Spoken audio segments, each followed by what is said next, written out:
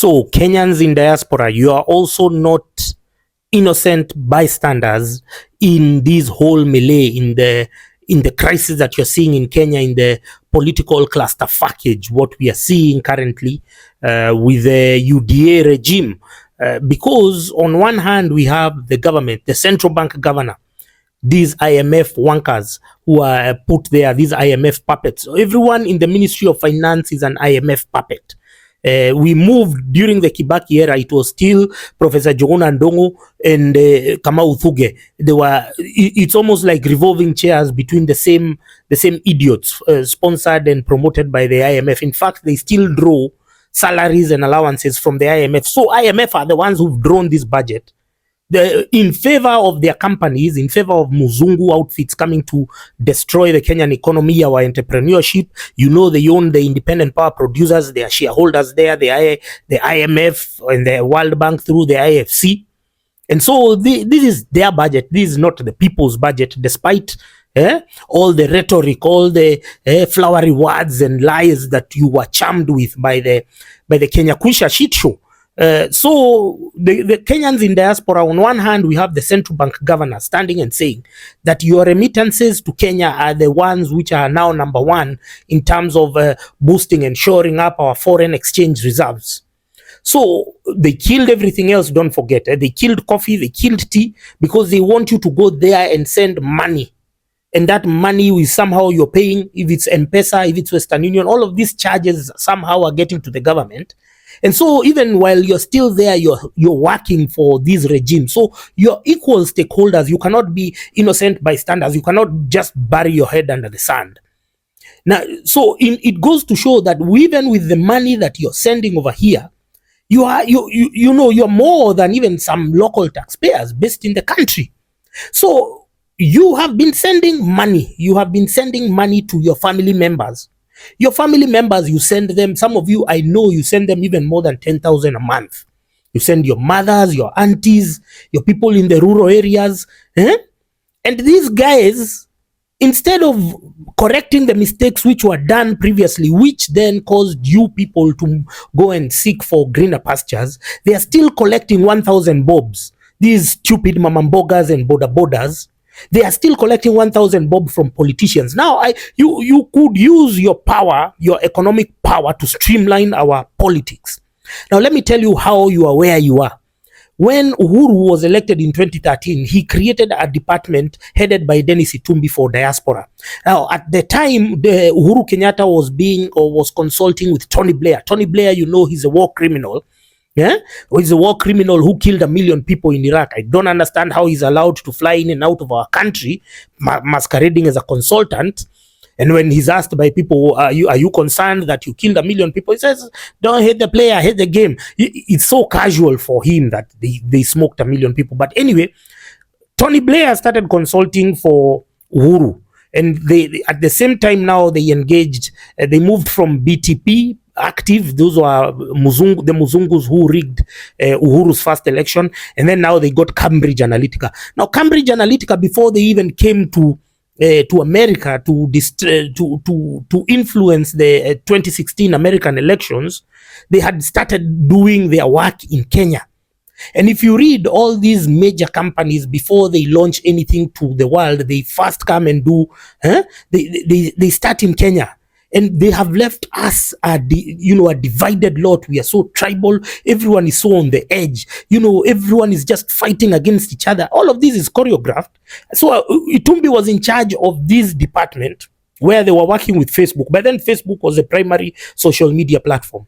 So you guys were able to be drawn, to be dumbed down like the rest of Kenya. You were not left behind, which is why now, for instance, this issue of Samidoh and his shenanigans in America and whatever, that's why you are able to be captured by that low vibrational energy, because the seed was planted during those days. And yet you guys are still the number one foreign exchange earners for Kenya. So you guys have never thought of flexing your power. You have the power to tell your family members to stop their bullshit. How do you send your family member 10,000 bob every month or $100 equivalent. You send them every month to support your mother, your siblings. And then these guys are going to collect 1,000, which is just barely 10% of the money you send them every month. They are squandering their future for 10% of the money that you are sending them. Does that make sense? Do those numbers even make sense? So you have the power to tell your family members that if they continue squandering their voting options, if they continue voting with their diabs, if they continue not using their heads, especially those of Mount Kenya, many of you have left the country. Moses Kuria sold some of you to the Middle East. Now you have the power to tell your family members, wherever you are, when you're telephoning them, that it's not going to be business as usual. If their work, you can just test their hearing, their thinking. You can just test it when you're talking to them. You ask them, what do you think of the governance? You now are well aware, because there's TikTok, there's more social media platforms beyond Facebook, which was rigged by Cambridge Analytica.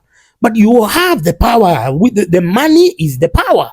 How do you continue to support your family members who are still continuing to shoot themselves in the foot? So mutaendelea paka lini? You have to put a stop into this. You have to ask them, are you serious about politics? Are you still there twerking to Ben Githai and listening to Kameme and Inoro? Who did you vote for? Did you even vote in the first place? So it has to be a concerted effort between the Kenyans who are here, who are fighting, who the activists, and the people who are rational, who have rational thinking, together with the people who are in the diaspora. You've gone there, you've seen what good governance means. You've seen the roads, the hospitals, everything, the schools. And now we have to merge together and work in synchrony. We cannot be having the most productive of Kenyans who are in the diaspora now being bogged down by Samidoh shenanigans. You're following them as if I don't know what. You're following I don't know who.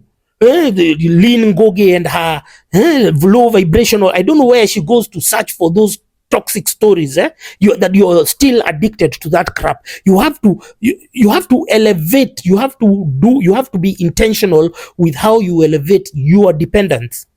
But then you tell them, if you want to continue benefiting from my support, this is what you have to do, and we work towards civic education together.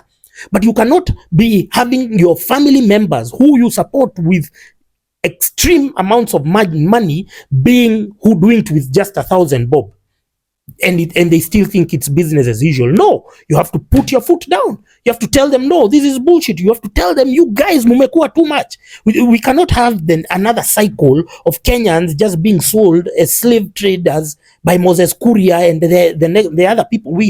At when do we stop? Because every time we don't want to have difficult conversations as a country. You see, now they want to sweep everything under the carpet.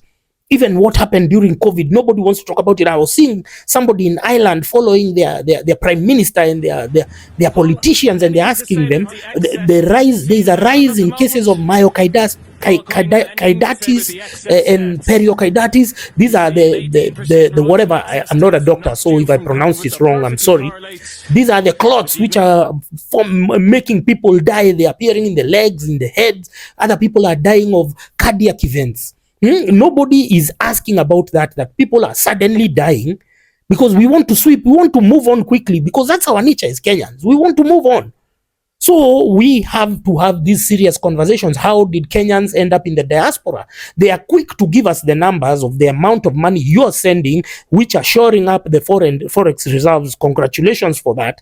But don't forget, they killed our coffee. They killed our local industry. The MPs who are elected by your kin, who you've left back in Kenya.